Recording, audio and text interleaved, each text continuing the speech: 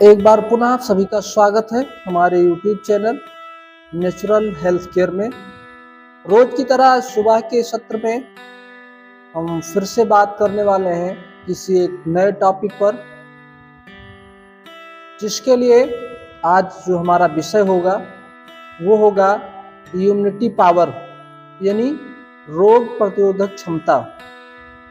आप देखेंगे immunity power जिस व्यक्ति का वीक होता है, यानी कमजोर होता है, जिसको रोग प्रतिरोधक क्षमता कमजोर होता है, उससे हर समय कुछ ना कुछ बीमारियां होती रहती हैं।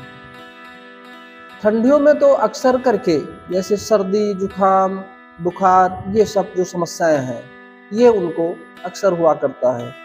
आप देखेंगे जो इम्यूनिटी पावर है, जैसे जो हमारा शरीर हमारे शरीर की जो तीन प्रकृति है, वात, पित्त और कफ, ये जो हमारे शरीर में जब ये दोष बढ़ते हैं तो हमको समस्याएं होती हैं। तो इसके लिए कुछ ऐसे योगा है, प्राणायाम है, कुछ ऐसी औषधियां हैं जिसका प्रयोग करके हम अपने इम्यूनिटी पावर को स्ट्रांग कर सकते हैं, मजबूत कर सकते हैं। तो जिसके लिए आज हम पुनः इस पे फिर से चर्चा करने वाले हैं। तो सबसे पहले तो अपने दिनचर्या में परिवर्तन करना होगा, अपने खान पान में परिवर्तन करना होगा, अपने भोजन, अपने आहार में परिवर्तन करना होगा। अगर इम्यूनिटी पावर वीक है तो कहीं ना कहीं हम गलती कर रहे हैं अपने आहार में, अपने खान पान में, उसको हमको सुधारना होगा, उसको हमको देखना होगा। जैसे जो भोजन है, ऐसा कोई भोजन तो नहीं कर रहे हैं, ऐसी कोई बाहरी चीज तो नहीं कर रहे हैं कि जो हमारे शरीर के लिए नुकसान कर रहा है, जो हमारे इम्यूनिटी पावर को कमजोर कर रहा है। आप देखेंगे कि जब भी आप बाहर के चीजें को अब ज्यादा खाएंगे, ज्यादा प्रयोग करेंगे, तो फिर आपको ये समस्या जरूर होगा।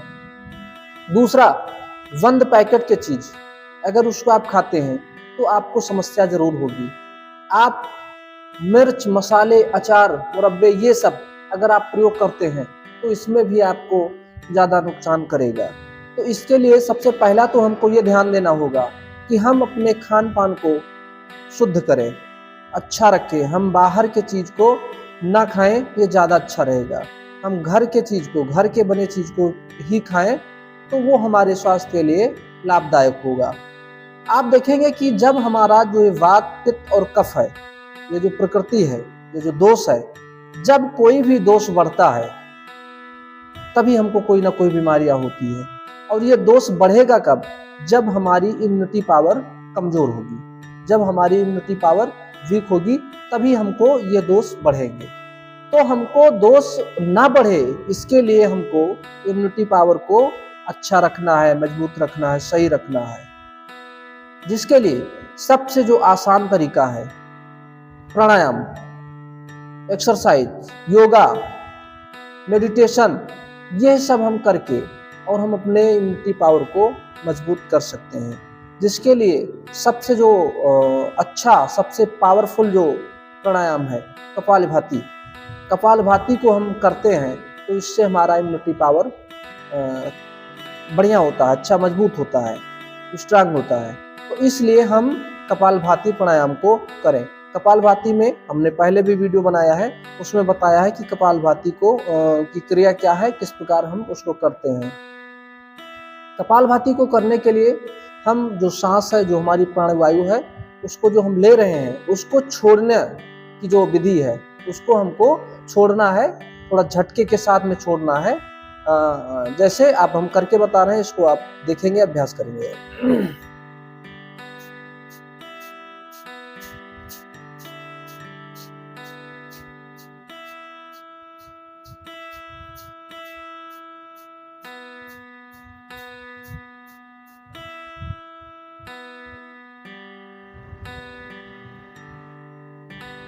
जब भी कोई प्राणायाम करते हैं तो एक दो बार लंबी गहरी सांस लेंगे, उसके बाद में प्राणायाम को शुरू करेंगे, और जब रोकेंगे, जब बंद करेंगे, तब भी लंबी गहरी सांस लेंगे।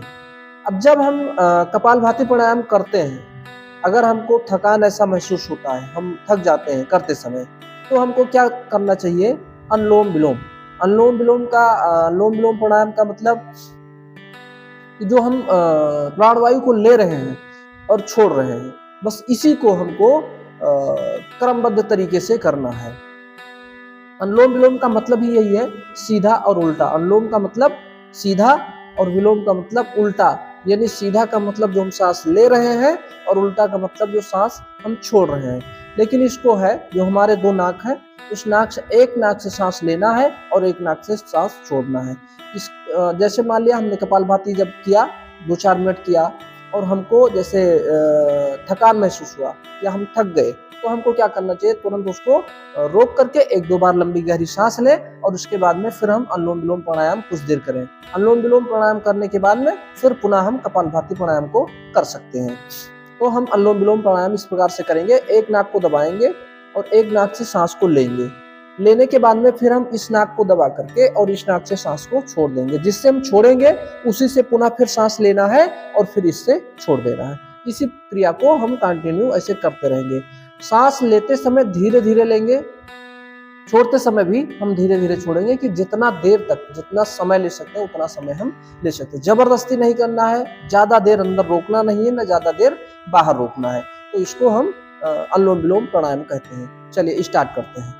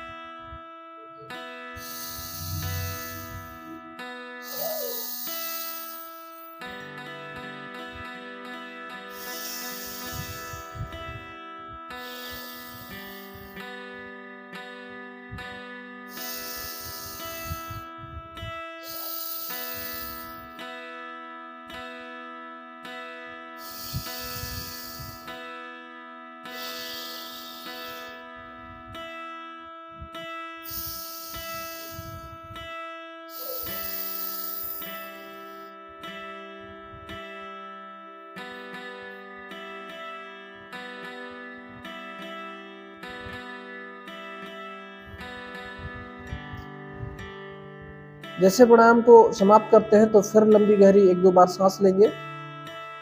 तो देखेंगे कि जब हमने कपालभाति को जब किया तो हमारे शरीर में कुछ ऐसे मतलब थकान जैसा ऐसा महसूस होने लगता है, या पेट में जैसे खिंचाव की वजह से दर्द ऐसा अगर महसूस होता है, तो जब हम अनुलोम विलोम प्राणायाम को करेंगे तो वो तुरंत सामान्य हो जाएगा। और सामान्य हो गया उसके बाद में हम फिर कपालभाति प्राणायाम को शुरू कर सकते हैं।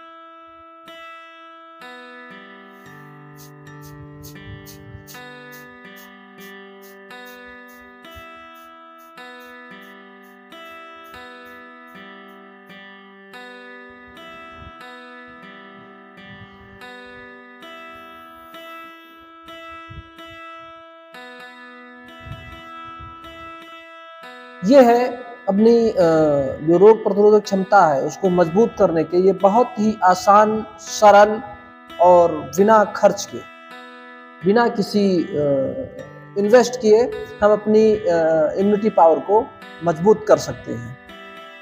तो ये 2 प्राणायाम हमारे लिए बहुत ही लाभकारी है। और भी कुछ ऐसे प्राणायाम है जिसको हम करके हम अपनी इम्यूनिटी पावर को मजबूत कर सकते हैं। और जब हमारी इम्यूनिटी पावर अच्छी रहेगी, मजबूत रहेगी, तो फिर हमारे जो दोष हैं वो बढ़े। दूसरा, इम्यूनिटी के लिए हम कुछ औषधि का भी प्रयोग कर सकते हैं, जिसके लिए इम्यूनिटी के लिए एक गिलोय औषधि जो है, गिलोय भी बहुत ही अच्छी औषधि है जो हमारे इम्यूनिटी के लिए बहुत ही ताकतवर है। हम गिलोय का प्रयोग करके भी हम अपने इम्यूनिटी को मजबूत कर सकते हैं, जिसके लिए आप देखेंगे कि जो गिलोय है वो हमको हर जगह मिल सकता है, बहुत आसानी से मिल जाता है। उसका हम जूस बना करके भी पी सकते हैं, उसका हम काढ़ा भी बना करके पी सकते हैं। अगर हम उसको करते हैं तो हमारी इम्यूनिटी पावर और मजबूत होगी। दूसरा आप देखेंगे तुलसी है, तुलसी की जो पत्ती है उसका भी हम प्रयोग कर सकते हैं। अगर उसका प्रयोग करते हैं तो उसमें भी हमको हमारी इम्यूनिटी में वो काफ़ी हद तक फायदा करता है। शहद है, शहद भी अब आप इसको एक काढ़ा भी बना सकते हैं, सभी को मिक्स करके भी हम काढ़ा बना सकते हैं, जिसमें गिलोय है, तुलसी है, अदरक है, शहद है, अश्वगंधा है, ऐसे एक मिश्रण बना करके, एक पाउडर बना करके और इसका हम काढ़ा अगर हम प्रयोग करते हैं तो ये भी हमारे शरीर के लिए, हमारी इम्यूनिटी के लिए बहुत ही फायदे करते हैं। तो जब हमारे शरीर का इम्यूनिटी अगर अच्छा रहेगा, मजबूत रहेगा, तो हमारा जो शरीर में जो आने वाली समस्याएं हैं, जो आने वाली बीमारियां हैं, वो हमसे कई कोसों दूर रहेंगी। और इन सभी का हम प्रयोग करके और हम अपने वात पित्त और कफ को बराबर सम कर सकते हैं, हम सही रह सकते हैं। तो इसलिए हम ये ज़रूर कहेंगे कि अपने दिनचर्या में आप परिवर्तन करें, अपने खान-पान में परिवर्तन करें, जो हम को नुकसान करने वाली जो चीज़ें हैं उसको हम कतई ना खाएँ। दूसरा, हम योग, प्राणायाम, मेडिटेशन करके भी हम अपने शरीर को स्वस्थ रख सकते हैं। और तीसरा, हम घरेलू उपचार यानी प्राकृतिक चिकित्सा, आयुर्वेद की औषधियाँ प्रयोग करके और हम अपने शरीर को स्वस्थ कर सकते हैं। तो इसी के साथ में हम फिर से पुनः संकल्प लेंगे कि करें योग, रहें निरोग। इसी के साथ आज का विषय यहीं समाप्त करते हैं। और हम एक बार ये कहेंगे कि जो भी लोग हमारे इस वीडियो को देखते हैं, यदि आपका कोई क्वेश्चन हो तो हमको इस वीडियो के माध्यम से आप हमको कमेंट करके ज़रूर बताएं। किसी बीमारी के बारे में अगर आपको जानकारी चाहिए या किसी चीज़ के लिए आपको अगर पूछना है तो हमको कमेंट में ज़रूर बताएं, जिससे हम उस विषय पे हम अपना वीडियो बना करके और आप तक पहुंचाने का प्रयास करेंगे।